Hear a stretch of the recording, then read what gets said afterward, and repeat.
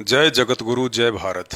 भाई और बहनों, युग परिवर्तन 2028 से पहले महाविनाश का समय बड़ी तेजी से नजदीक आता जा रहा है।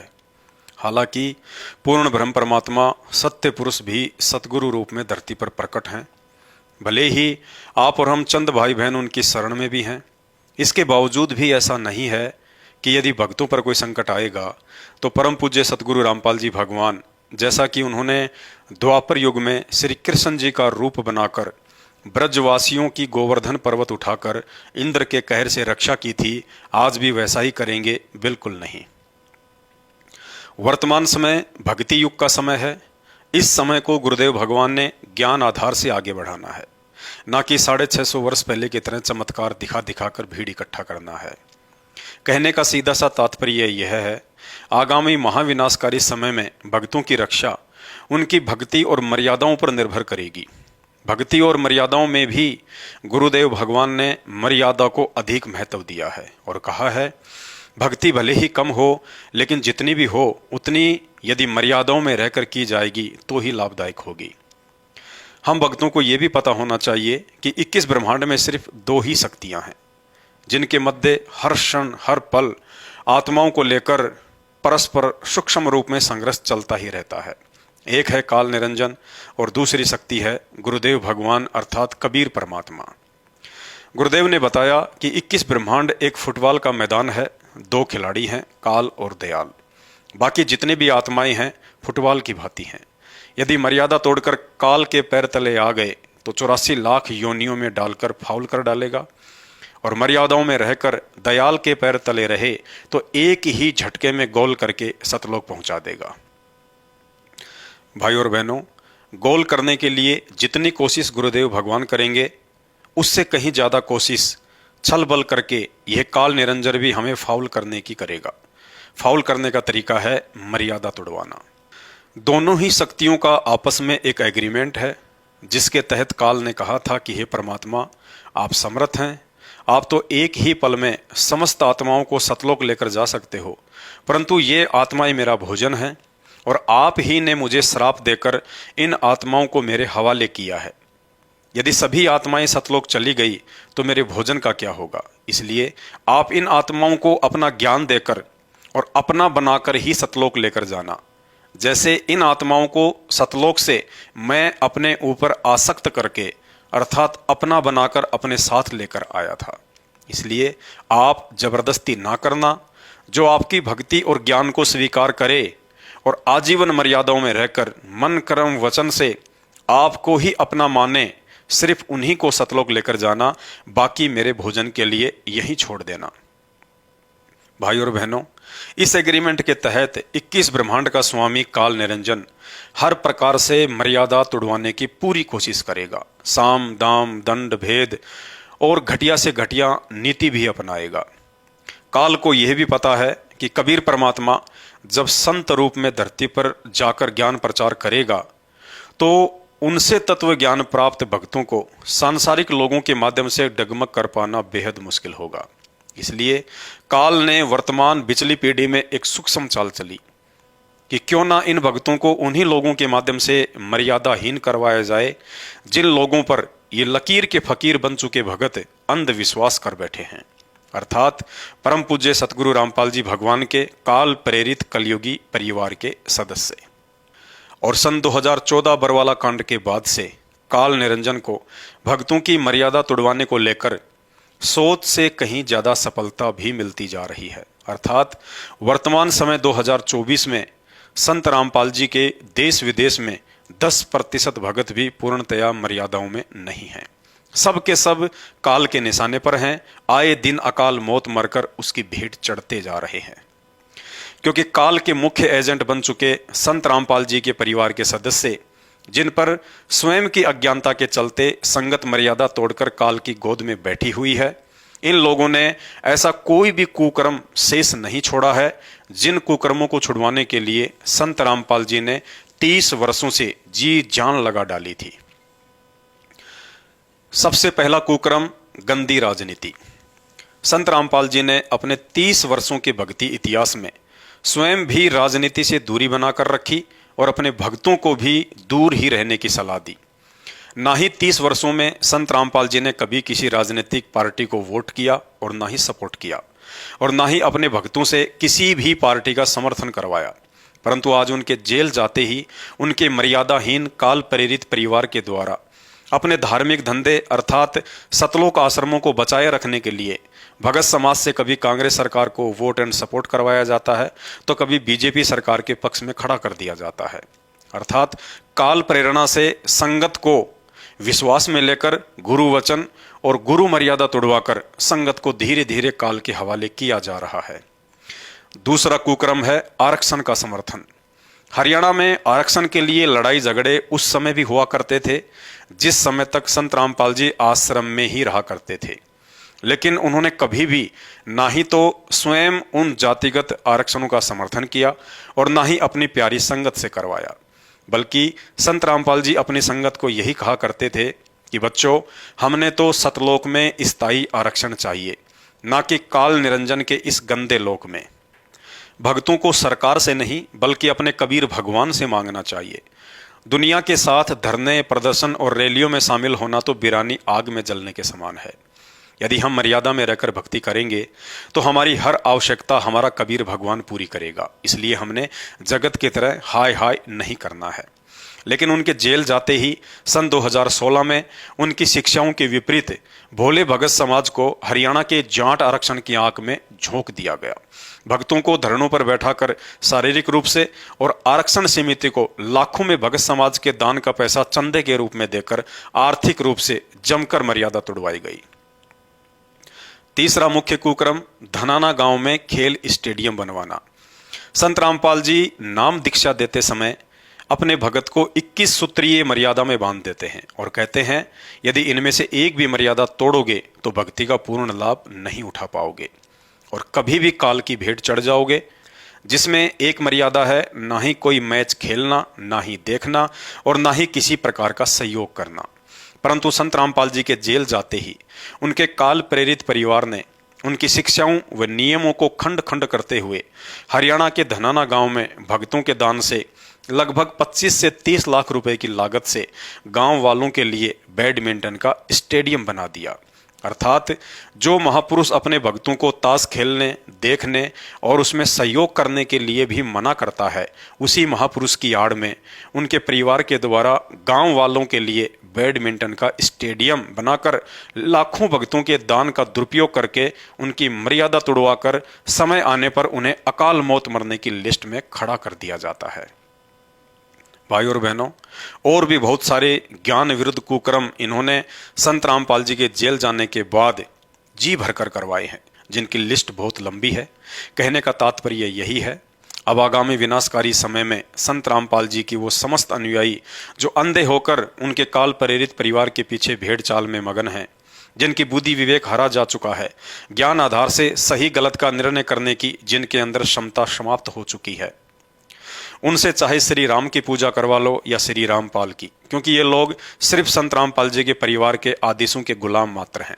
यदि 2024 में ये सभी भ्रमित आत्माएं साध संगति की वीडियो देखकर काल चक्कर से बाहर नहीं निकली तो 2025 और 2026 में उनकी स्वयं की तो दुर्गति होगी, साथ में परिवार की भी दुर्गति करवाएंगे।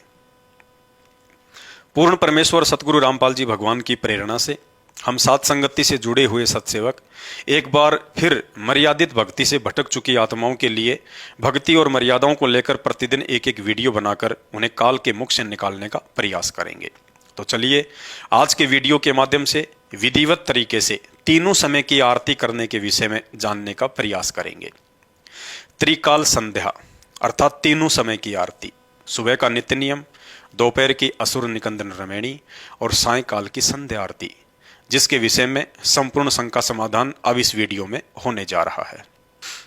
उपदेश प्राप्त करने के साथ ही भगत को प्रतिदिन अपने घर पर 3 समय की आरती करने के लिए भक्तिबोध नाम से एक छोटी सी पुस्तिका मिलती है, जिसमें तीनों समय की आरती, अन्नदेव की आरती तथा गुरुदेव भगवान को घर पर भोग लगाने की संपूर्ण विधि लिखी होती है।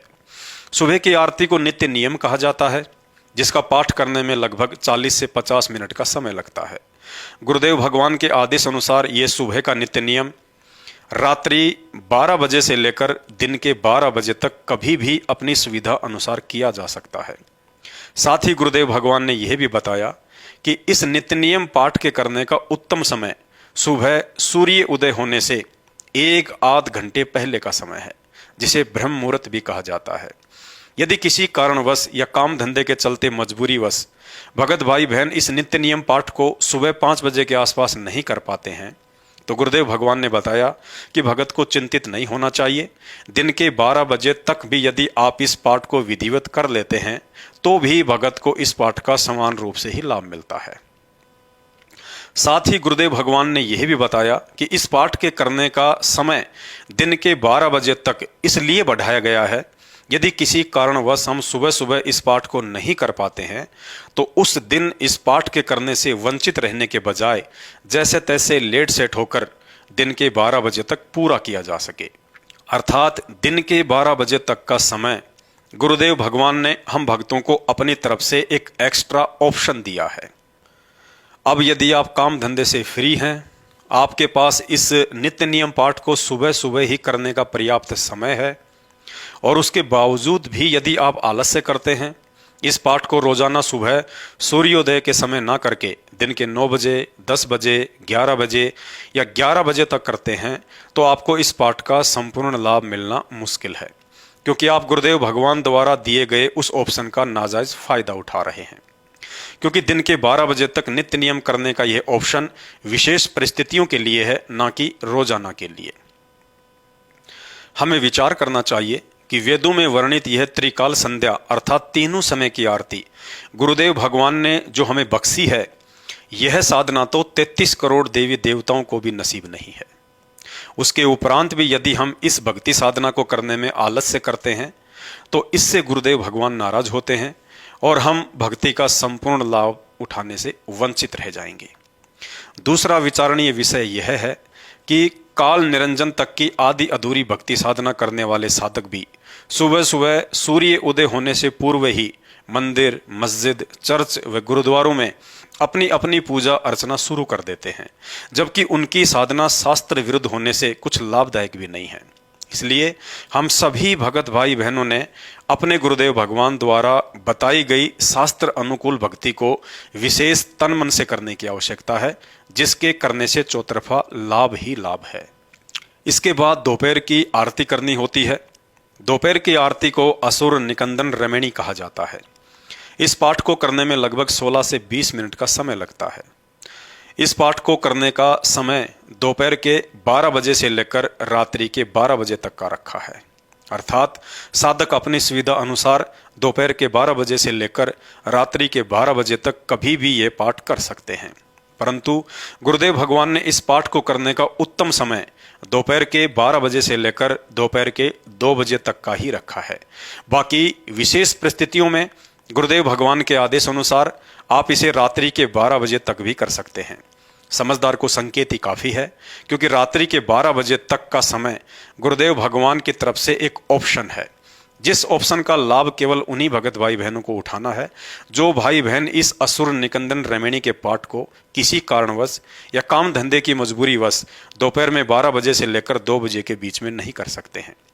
यदि आपके पास पर्याप्त समय है तो ये पाठ दिन के 12 बजे से 2 बजे के बीच में ही संपूर्ण कर लेना लाभदायक है। यदि आप गुरुदेव भगवान द्वारा बख्शीश रात्रि के 12 बजे तक वाले ऑप्शन का नाजायज फायदा उठाते हैं तो कहीं न कहीं आप भक्ति में गफलत कर रहे हैं, जिसका फायदा मर्यादा तोड़वाकर काल कभी भी उठा सकता है।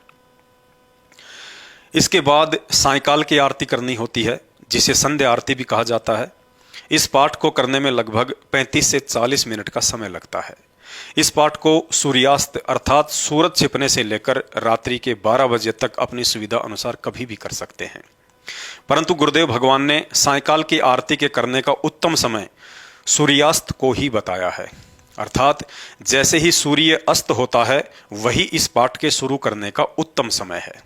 संध्या आरती को रात्रि के 12 बजे तक करने का समय गुरुदेव भगवान के द्वारा दिया गया एक ऑप्शन है, जिसका नाजायज फायदा उठाना चाहिए या नहीं आप भाई बहनों को ऊपर वीडियो में बता दिया गया है। गुरुदेव भगवान ने बताया कि तीनों समय की आरतियों को संध्या आरती ही कहा जाता है। संध्या आरती का मतलब होता है दो समय के मिलन के वक्त की जाने वाली आरती। जैसे यदि हम सुबह के नित्य नियम का पाठ सूर्य उदय होने से एक आध घंटा पहले ही शुरू कर देते हैं तो वह समय नित्य नियम का उत्तम समय है, क्योंकि उस वक्त रात्रि का समय समाप्त और सुबह का समय शुरू होता है, अर्थात दो समय का मिलन हो रहा है, जिसे संध्या काल कहा जाता है। इसलिए सुबह के नित्य नियम को भी संध्या आरती ही कहा जाता है। ठीक इसी प्रकार यदि हम दोपहर की आरती असुर निकंदन रमैणी का पाठ दोपहर के 12 बजे से लेकर 2 बजे के बीच में कर लेते हैं तो वह समय असुर निकंदन रमैणी का उत्तम समय है, क्योंकि उस समय सुबह का समय समाप्त और दोपहर का समय शुरू हो जाता है, अर्थात दो समय का मिलन हो रहा है, जिसे संध्या काल कहा जाता है। इसलिए दोपहर की आरती को भी संध्या आरती ही कहा जाता है। ठीक इसी तरह यदि सायकाल की संध्या आरती का पाठ हम सूर्यास्त के आसपास शुरू कर देते हैं तो वह समय संध्या आरती का उत्तम समय होता है, क्योंकि उस वक्त दोपहर का समय समाप्त और रात्रि का समय शुरू हो जाता है, अर्थात दो समय का मिलन हो रहा है, जिसे संध्या काल कहा जाता है। इसलिए सायकाल की आरती को भी संध्या आरती ही कहा जाता है। अब आपके मन में एक छोटी सी शंका उत्पन्न हो सकती है कि यदि कभी कभार किसी मजबूरीवश या कारणवश तीनों समय की आरती या सुबह की आरती या दोपहर की आरती या शाम की आरती, इनमें से कोई एक आरती यदि भगत भाई बहन नहीं कर पाते हैं तो दोष लगेगा या नहीं। भाई और बहनों, गुरुदेव भगवान ने कबीर सागर के सरलार्थ पेज नंबर 593 पर लिखा है कि वैसे तो उपदेशी भगत ने तीनों समय की आरती अपने गुरुदेव भगवान का आदेश समझकर विशेष कसक के साथ नियमित रूप से करते रहना चाहिए। यदि कभी कभार किन्हीं विशेष परिस्थितियों में भूलवश या मजबूरीवश आरती नहीं कर पाते हैं तो ऐसी स्थिति में दोष नहीं लगता है, बशर्ते उस भूल के लिए गुरुदेव भगवान को दंडवत प्रणाम करके तुरंत क्षमा याचना भी करनी चाहिए और कोशिश करें कि आगे से ऐसी भूल ना हो। परंतु आप एक पुराने भगत हैं, आपको सतनाम या सारनाम भी प्राप्त है, आपको तत्व ज्ञान और भक्ति मार्ग अच्छे से समझ में आ चुका है, तो फिर आपको गुरुदेव भगवान का वह वचन भी याद रखना होगा। परंतु आप एक पुराने भगत हैं, आपको सतनाम या सारनाम भी प्राप्त हो चुका है, आपको तत्व ज्ञान और भक्ति मार्ग भी अच्छे से समझ में आ चुका है, तो फिर आपको गुरुदेव भगवान का वह वचन भी याद रखना होगा कि नर संसारी लगन में दुख सह करोड़ा, परमारथ के कारण जितना सहो उतना थोड़ा। अर्थात ज्ञान समझ में आ जाने के बाद एक भगत ने अपनी भक्ति क्रियाओं से अधिक किसी भी सांसारिक कार्य को महत्व नहीं देना है। सबसे पहले परमात्मा का काम, उसके बाद सांसारिक काम। गुरुदेव भगवान ने बताया कि सांसारिक काम भी परमात्मा की भक्ति करते रहने से ही सफल होते हैं। ये हमारी महाभूल है कि हम अपने सामर्थ्य या प्रयासों से किसी बिगड़े हुए कार्य को सुधार सकते हैं। अर्थात जिस दिन आपको ये भक्ति मार्ग पूर्णतया समझ में आ जाएगा और अपने आत्म कल्याण के प्रति आप सजग हो जाएंगे तो उसी दिन से आपके स्वभाव में यह बात शामिल हो जाएगी कि अपने आत्म कल्याण का कार्य पहले और सांसारिक कार्य बाद में। अर्थात उसके बाद भक्ति में आपसे कभी भी भूल नहीं हो सकती। गुरुदेव भगवान ने यहाँ तक कह रखा है, यदि परिवार या रिश्तेदारी में किसी की मौत हो जाती है तो भी भगत ने अपनी तीनों समय की आरती व मंत्रों का जाप करना नहीं भूलना चाहिए। गुरुदेव भगवान कहते हैं, गरीब कच्चा हीरा कृच हो नहीं सह घनमार, ऐसा ये मन हो रहा लेखा ले करतार। यदि भगत मर्यादा में है और भक्ति करते करते भी उसके सामने कुछ विशेष परिस्थितियां पैदा हो जाती हैं तो यह सोचकर धैर्य और विवेक से काम लेना चाहिए कि अवश्य इस समय गुरुदेव भगवान द्वारा मेरी परीक्षा ली जा रही है और मुझे इन परिस्थितियों से विचलित होने के बजाय गुरुदेव पर विश्वास रखकर अपनी भक्ति पर दृढ़ बने रहना है। और ये विचार करना चाहिए कि इस तरह के छोटे मोटे संकट और परिस्थितियां तो उस समय भी हमारे सामने आती थी जिस समय हमने गुरुदेव भगवान की शरण भी ग्रहण नहीं की थी, जबकि आज तो समर्थ गुरुदेव भगवान का आशीर्वाद भरा पंजा सदैव हमारे साथ में है। सच्चा सतगुरु कभी भी अपने मर्यादित भगत को दुखी नहीं देख सकता है। अवश्य ही यह मेरी परीक्षा है और कुछ ही समय बाद जब वह संकट आपका गुजर जाएगा तो हमें स्पष्ट आभास होगा, यदि उस समय उन परिस्थितियों में विचलित होकर मैं अपना धर्म कर्म छोड़ देता, मन में कच्चापन ले आता या गुरुदेव के प्रति मन में कोई शंका या दोष पाल लेता, तो मेरी बनी बनाई भक्ति का सत्यानाश निश्चित था।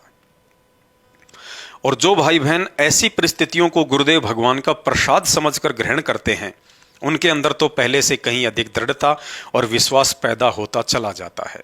भाई और बहनों, 2028 तक का समय गुरुदेव भगवान द्वारा युग परिवर्तन का समय निर्धारित किया हुआ है। इतिहास साक्षी है, जब जब युग परिवर्तन हुआ है तब तब इंसानों को मानव निर्मित या प्राकृतिक संकटों का सामना भी करना पड़ा है। कुछ ऐसी ही विकट परिस्थितियां आगामी समय में हम सब के सामने होंगी। शुरुआत 2020 से हो चुकी है, अब आगे आगे परिस्थितियां बद से बदतर होती चली जाएंगी। भक्तिहीन लोगों को सुरक्षा जैसे भी उनके पूर्व जन्म के संस्कार हैं उसी आधार से मिलेगी, परंतु हम भक्तों की रक्षा और सुरक्षा हमारी वर्तमान की भक्ति और मर्यादाओं पर आधारित होगी। अतः किसी भी सूरत में अपनी मर्यादाओं को टूटने ना दें और गुरुदेव भगवान द्वारा बख्शीश शास्त्र अनुकूल सत भक्ति को नियमित करते रहें। शंका समाधान में आज केवल इतना ही। भक्ति और मर्यादाओं को लेकर अगला वीडियो देखने के लिए हमारे Facebook page Pawan Das is live Manav Dharmi Pawan दास को फॉलो करें। अच्छा लगे तो शेयर करें। बंदी छोड़ सतगुरु रामपाल जी भगवान की जय हो।